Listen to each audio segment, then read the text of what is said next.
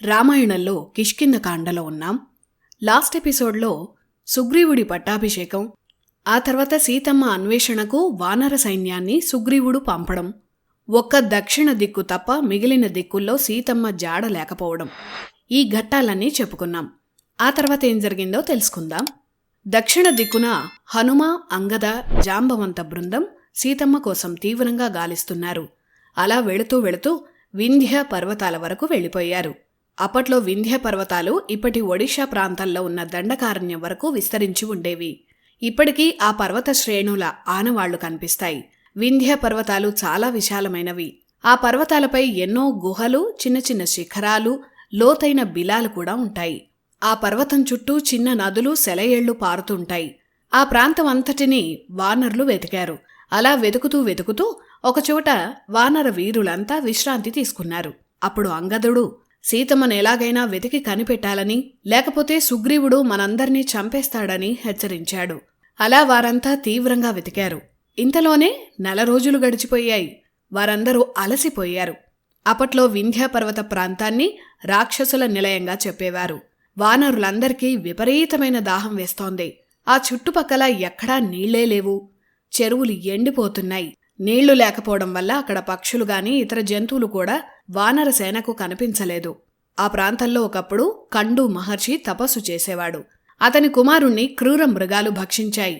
అందుకు ఆగ్రహించిన కండు మహర్షి ఈ ప్రాంతంలో అసలు జీవులే లేకుండా, జీవులు నివసించే పరిస్థితులు లేకుండా శపించాడు. ఆ వెంటనే అక్కడ కరవు వచ్చి జంతువులన్నీ ఆ ప్రాంతం నుంచి వెళ్ళిపోయాయి.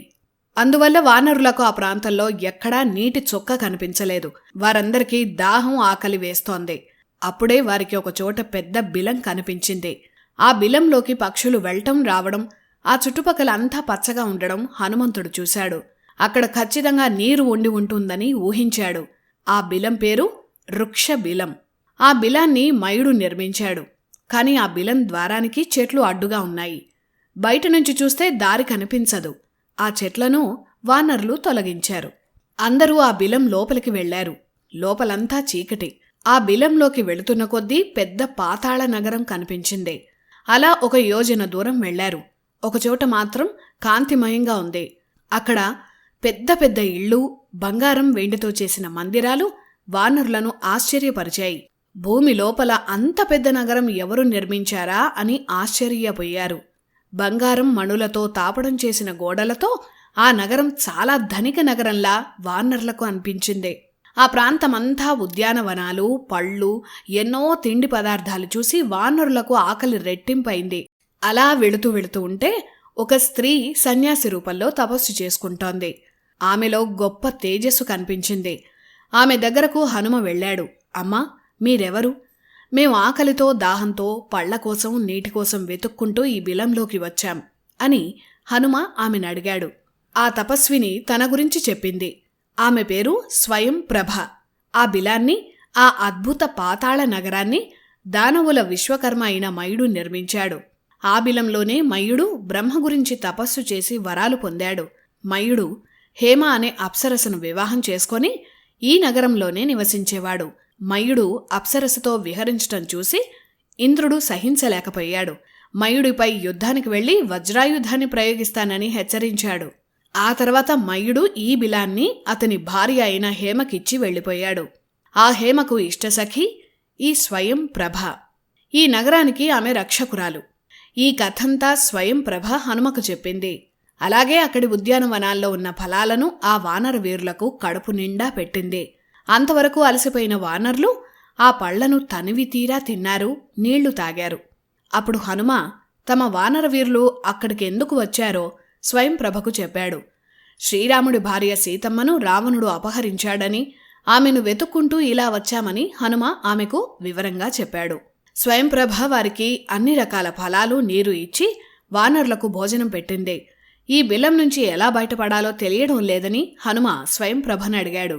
అప్పుడు వానర వీరులందర్నీ కళ్ళు మూసుకోమని స్వయంప్రభ ఆదేశించింది. వారు కళ్ళు మూసుకోగానే ఆ తపస్విని తన యోగ శక్తితో వానరులను బిలం బయటకు తీసుకువెళ్ళింది. ఆమె ఆ బిలం నుంచి బయటకు తీసుకువచ్చి వింధ్య పర్వత ప్రాంతంలో మహేంద్ర పర్వతం అనే ప్రాంతంలో వాళ్లను వదిలిపెట్టి ఆమె మళ్లీ మాయమైంది. స్వయంప్రభకు వీడ్కోలు చెప్పి వానరులు మహేంద్రపర్వత ప్రాంతానికి వచ్చారు. ఆ బిలంలోనే వానరులు ఎన్నో రోజులు గడిపేశారు. వానరులకు సుగ్రీవుడిచ్చిన సమయం పూర్తయింది. 1 నెల రోజుల గడువు పూర్తయినా సీతమ్మ జాడ తెలియలేదు. ఏం చేయాలో వానరవీరులకు అర్థం కావడం లేదు. హనుమ, అంగద, జాంబవంత, గంధమాదన వీరంతా దీనంగా కూర్చున్నారు. సుగ్రీవుడికి తమ ముఖం ఎలా చూపించాలో తెలియక దీనంగా ఉన్నారు. సీతమ్మ జాడ తెలియకుండానే వెళితే సుగ్రీవుడు ఊరుకోడు. తమకు ప్రాయోపవేశమే గతి అని కిష్కింద యువరాజు అంగదుడు బాధతో అన్నాడు. అంగదుడికి హనుమంతుడు ధైర్యం చెప్పాడు. కాని వానర వీరులంతా నిరాశలో కూరుకుపోయారు. అప్పుడే వారికి పెద్ద పెద్ద పక్షి అరుపులు వినిపించాయి. అందరూ చూశారు. వానరుల వైపే ఆ భారీ పక్షి వస్తోంది. ఆ పక్షి ఒక చిన్న పర్వతం అంత ఎత్తుంది. అతను జటాయు సోదరుడు సంపాతి. ఆ పర్వత గుహల్లో సంపాతి నివాసముంటున్నాడు. సంపాతికి చాలా కాలంగా ఆహారం లేదు. ఆ వానరులను చూసి తనకు ఆహారం దొరికిందని ఆనందించాడు. ఆ భారీ పక్షి తమను తినేందుకే వస్తోందని అంగదుడు గ్రహించాడు. ప్రాయోపవేశం చేయకపోయినా ఈరోజు ఈ గ్రద్ద మనల్ని తినేస్తుందని, ఈ రోజుతో తమ ఆయుష్యు ముగిసిపోయిందని అంగదుడు హనుమతో చెప్పి బాధపడ్డాడు. ఈ పక్షి ఈరోజు మనల్ని చంపడమే న్యాయం. ఈ పక్షిని చూస్తుంటే శ్రీరాముడు వివరించిన జటాయు గుర్తొస్తున్నాడు. ఆనాడు రావణుడు సీతమ్మను అపహరించే సమయంలో తన ప్రాణాలకు తెగించి ఆ రాక్షసుడితో జటాయు యుద్ధం చేసి వీరమరణం పొందాడు. ఈరోజు సీతమ్మను కనిపెట్టలేకపోయిన మనక్కూడా బతికే హక్కు లేదని అన్నాడు. తన తమ్ముడు జటాయు పేరు వినిపించగానే సంపాతి ఆశ్చర్యపోయాడు. చాలా కాలం తర్వాత జటాయు పేరు విన్న సంపాతి కంటతడి పెట్టుకున్నాడు. అప్పుడు సంపాతి ఇలా అన్నాడు. ఓ వానర వీరులారా, నా తమ్ముడు గురించి చెప్తున్న మీరెవ్వరు? సూర్యకిరణాల తీవ్రత వల్ల నా రెక్కలు కాలిపోయాయి. నేను ఎగరలేను. దయచేసి నన్ను ఈ గుహ నుంచి కిందకు దింపండి అని వానరులను సంపాతి వేడుకున్నాడు. వానరులు సంపాతిని కిందకు దింపారు.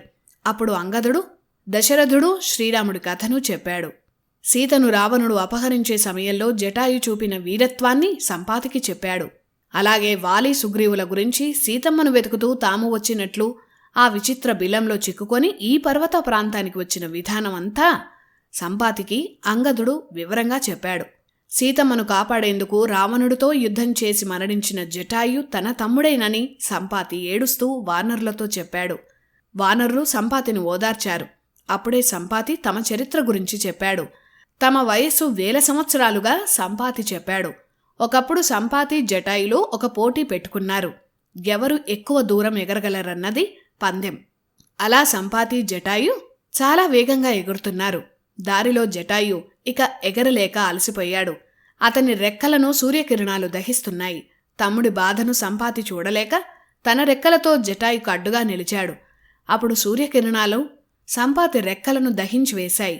రెక్కలు కాలిపోవడం వల్ల ఎగరలేక సంపాతి వింధ్య పర్వత ప్రాంతంలో పడిపోయాడు. జటాయు దండకారణ్యంలో పడిపోయాడు. అలా అన్నదమ్ములు విడిపోయారు. అప్పటినుంచి వారిద్దరూ 1000 సంవత్సరాలుగా కలుసుకోలేదు. ఈ కథను వానరులకు సంపాతి వివరించాడు.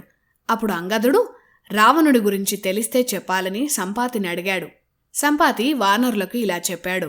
కొన్నాళ్ల క్రితం రావణుడు ఒక స్త్రీని బలవంతంగా ఎత్తుకెళ్లాడని తనకు తెలిసిందని చెప్పాడు. మీరు చెప్పిన గుర్తుల బట్టి ఆమె ఖచ్చితంగా సీతేనని చెప్పగలనని సంపాతి అన్నాడు. రావణుడు లంకాధిపతి అని, కుబేరుడి తమ్ముడని, సముద్రం మధ్యలో ఉన్న లంకకు వెళ్లటం చాలా కష్టమని సంపాతి వివరించాడు. ఈ వింధ్యపర్వత ప్రాంతం సరిహద్దుల నుంచి 100 యోజనాల దూరంలో సముద్రంలో ఒక ద్వీపముంది. ఆ ద్వీపంలో విశ్వకర్మ నిర్మించిన అద్భుత నగరమే లంక అని సంపాతి చెప్పాడు. సంపాతి తన దివ్య దృష్టితో చూసి వానరులకిలా చెప్పాడు. నా దివ్య దృష్టితో సీత లంకలో బంధింపబడి ఉందని చెప్పగలను. రాక్షస స్త్రీలు ఆమెకు కాపలాగా ఉన్నారు. ఇక్కడి నుంచి 100 యోజనాల దూరంలో ఉన్న లంకానగరానికి దగ్గర తీరం దక్షిణ సముద్ర తీరం. 4 వైపులా సముద్రం ఉండడం వల్ల లంకానగరం దుర్భేద్యం. ఇలా లంక వివరాలను సంపాతి చెప్పాడు. మీరంతా అతివేగంగా దక్షిణ తీరానికి వెళితే సీతమ్మ ఆచూకీని కనిపెట్టవచ్చు అని సంపాతి వివరంగా చెప్పాడు. గరుత్మంతుడు అతని సోదరుడు అయిన అరుణుడు ఇతర లోకాల వరకు ఎగరగలరని, తాము వినతాపుత్రుడైన అరుణుడి వారసులమని సంపాతి చెప్పాడు. 100 యోజనాల దూరాన్ని దాటి లంకను చేరాలంటే అంతలా సముద్రం మీద ఎగిరే శక్తివంతుడు ఉండాలని సంపాతి వానరులకు చెప్పాడు. అలా సంపాతి వానరులకు సీతమ్మ జాడను చెప్పి చాలా పెద్ద మేలు చేశాడు. మొత్తానికి హనుమ, అంగద, వానర బృందానికి సీతమ్మ ఎక్కడుందో ఆచూకీ తెలిసిందే. సుగ్రీవుడికి, రాముడికి ఇచ్చిన మాట నిలబెట్టుకున్నందుకు వారంతా సంతోషించారు. ఇంతకీ రావణుడు తీసుకువెళ్లిన స్త్రీ సీతమ్మేనని అంత ఖచ్చితంగా నీకెలా తెలిసిందో చెప్పాలని జాంబవంతుడు సంపాతిని అడిగాడు. అప్పుడు ఆ వివరాలను సంపాతి ఇలా చెప్పాడు. సంపాతికి రెక్కలు లేవు గనుక ఎగరలేడు. సంపాతి కుమారుడు సుపార్శ్వ. అతను వెళ్లి ఆహారాన్ని సేకరించి తండ్రికి తెచ్చి ఇచ్చేవాడు. ఒకరోజు సుపార్శ్వ ఆహారం తేకుండా ఒట్టి చేతులతో తండ్రి సంపాతి దగ్గరకు వచ్చాడు. అప్పటికే ఆకలితో ఉన్న సంపాతి కుమారుణ్ణి కోపంతో నానా మాటలన్నాడు. అప్పుడు సుపార్శ్వ జరిగిన విషయం చెప్పాడు. సుపార్శ్వ కూడా తండ్రిలాగే పర్వతం అంత ఎత్తైన పక్షిరాజు. ఆ రోజు అతను తన రెక్కలతో అక్కడికి దగ్గరలోనే ఉన్న మహేంద్ర పర్వత మార్గాన్ని అడ్డగించి సముద్రంలో దొరికే జీవులను వేటాడేందుకు చూస్తున్నాడు. సరిగ్గా అప్పుడే నల్లటి దేహకాంతితో ఉన్న అసురుడు సూర్యకాంతిలా మెరిసిపోతున్న ఒక స్త్రీని బలవంతంగా ఆకాశ మార్గాన సముద్రం మీదుగా తీసుకువెళుతున్నాడు. ఆ రాక్షసుడికి ఆకాశ మార్గాల్లో అంతెత్తు ఉన్న సుపార్శ్వ అడ్డుగా వచ్చాడు. మంచి ఆహారం దొరికిందని వారిద్దరినే భక్షించేందుకు సుపార్శ్వ సిద్ధమయ్యాడు. కాని ఆ అసురుడు సుపార్శ్వను వినయపూర్వకంగా దారి ఇమ్మని అడిగాడు. వినయంతో అడిగాడని సుపార్శ్వుడు దారి ఇచ్చాడు. ఆ తర్వాత అతి వేగంగా ఆకాశ మార్గంలో సముద్రం మీదుగా రావణుడు ఆ స్త్రీని తీసుకొని వెళ్ళిపోయాడు.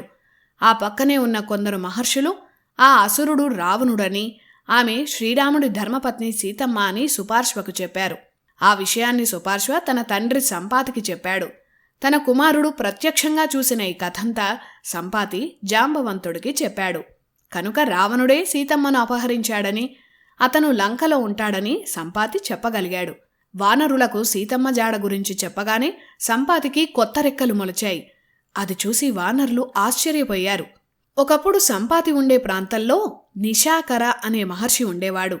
రెక్కలు కోల్పోయిన సంపాతి చాలా కాలం అతని ఆశ్రమంలోనే ఉన్నాడు. సంపాతి పరిస్థితి చూసి ఆ మహర్షి జాలిపడ్డాడు. విష్ణువు రామావతారంలో వస్తాడని, అతని ధర్మపత్ని సీతమ్మను రావణుడు అపహరిస్తాడని, సీతమ్మను వెతుక్కుంటూ రామదూతలైన వానరులు వస్తారని ఆ నిశాకర మహర్షి సంపాతికి చెప్పాడు. సీతమ్మ జాడను ఆ వానరులకు చెప్పిన రోజున నీకు మళ్లీ రెక్కలు వస్తాయని నిశాకర మహర్షి సంపాతికి వరమిచ్చాడు. అలా సీతమ్మ జాడను వానరులకు చెప్పగానే సంపాతికి రెక్కలు వచ్చాయి. సీతమ్మ మీకు తప్పకుండా దొరుకుతుందని సంపాతి వానరులను ఆశీర్వదించి పెద్ద శబ్దం చేసుకుంటూ ఎగిరి వెళ్లిపోయాడు. వెంటనే వారంతా సంపాతి చెప్పిన మహేంద్ర పర్వతం వైపు వేగంగా కదిలారు. సంపాతి చెప్పిన వివరాలు విన్న హనుమ, అంగదులు ఆనందించారు. మహేంద్ర పర్వతానికి 100 యోజనాల దూరంలో లంక ఉంది. యోజనమంటే రామాయణ కాలం నాటికి ఇప్పటి లెక్కలో 12 కిలోమీటర్లు. 100 యోజనాలు అంటే 1200 కిలోమీటర్లు. సంపాతి చెప్పిన ఈ లెక్క మహేంద్ర పర్వత ప్రాంతం నుంచి కాబట్టి మహేంద్ర పర్వతం ఇప్పుడు ఒడిశాలో ఉన్న మహేంద్రగిరి అని చెప్తారు. అక్కడికి దగ్గరలోనే సముద్ర తీరముంది. ఇప్పటి లెక్కల ప్రకారం చూసినా మహేంద్రగిరి దగ్గర ఉన్న సముద్ర తీర ప్రాంతానికి మన శ్రీకాకుళం జిల్లా ప్రాంతం కూడా వస్తుంది. అప్పటికీ అదంతా అటవీ ప్రాంతమే. అక్కడి నుంచి లంకకు రామాయణంలో చెప్పిన దూరం సరిగ్గా సరిపోతుంది. ఆ వానర సైన్యం మహేంద్ర పర్వతానికి దగ్గరలో సమావేశమయ్యారు. అక్కడి దగ్గరలో ఉన్న సముద్రం ఉవ్వెత్తున ఎగిసిపడుతోంది. చాలా శక్తివంతంగా అలలు ఎగిరి పడుతున్నాయి. అలాంటి కల్లోల సముద్రాన్ని చూసి ఈ సాగరాన్ని దాటేది ఎలా అనుకుంటూ వానరులు మళ్లీ దిగులు పడ్డారు. అప్పుడు అంగదుడు వానర సైన్యాన్ని సమావేశపరిచాడు. 100 యోజనాలు ఎగిరి లంకకు వెళ్లే వీరుడు మనలో ఎవరున్నారని అడిగాడు. వానరుల్లో గజుడు నేను 10 యోజనాలు ఎగరగలనన్నాడు. గవాక్షుడు నేను 20 యోజనాలు ఎగరగలను అన్నాడు. శరభుడు 30 అన్నాడు. గంధమాదనుడు 50 యోజనాలు ఎగరగలనన్నాడు. మైందుడు, ద్వివిధుడు 70 నుంచి 80 యోజనాలు ఎగరగలము అన్నారు. తాను 90 యోజనాలు ఎగిరి వెళ్లగలిగేవాణ్ణని, ఇప్పుడు వృద్ధాప్యం వల్ల వెళ్లలేనని జాంబవంతుడు అన్నాడు. అప్పుడు అంగదుడు తాను 100 యోజనాలు ఎగరగలనని చెప్పాడు. కాని తిరిగి వచ్చేందుకు అంత శక్తి ఉంటుందో లేదో అనుమానమేనని అన్నాడు. అప్పుడు జాంబవంతుడు ఈ పనిని చేసి పెట్టగల యోధుడు మనలోనే ఉన్నాడని చెప్పాడు. ఎవరా యోధుడు అని అంగదుడు అడిగాడు. అదిగో అక్కడ సముద్ర తీరంలో ఒంటరిగా కూర్చొని ఉన్న హనుమంతుడే ఈ పనికి సమర్థుడు అని జాంబవంతుడన్నాడు. అందరూ హనుమ దగ్గరికి వెళ్లారు. హనుమా, ఎందుకు ఇలా ఒంటరిగా దిగాలుగా కూర్చున్నావని జాంబవంతుడు అడిగాడు. అప్పుడే జాంబవంతుడు హనుమ చరిత్ర గురించి వానర సైన్యానికి చెప్పాడు. గరుత్మంతుడితో సమానమైన హనుమంతుడు.